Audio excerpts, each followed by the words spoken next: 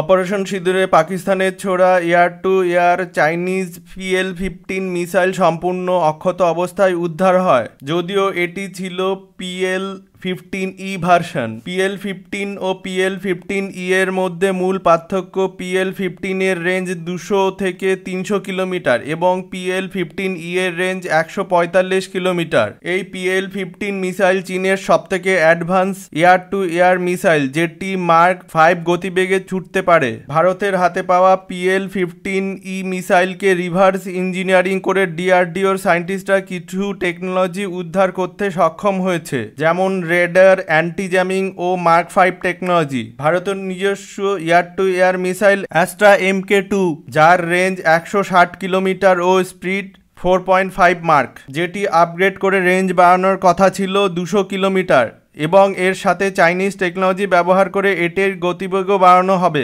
Chinese missile ও রেডারকে jam করার টেকনোলজিও update করা হবে, যার ফলে চাইনিজ PL-15 মিসাইল ভারতের বিরুদ্ধে নিষ্ক্রিয় করা সম্ভব হবে। এর ফলে চীনের আর্থিক ও প্রযুক্তির দিক থেকে বিরাট ক্ষতি হলো। পরবর্তীকালে চীন এই ধরনের উন্নত প্রযুক্তির কোনো অস্ত্র পাকিস্তানকে দেওয়ার ব্যাপারে আরও সাবধান হবে। ভিডিওটি ভালো লাগলে লাইক করুন এবং ভারতের বিভিন্ন ডিফেন্স নিউজ ও গ্লোবাল অ্যাফেয়ার্সের খবর জানতে চ্যানেলটি সাবস্ক্রাইব করুন। ধন্যবাদ।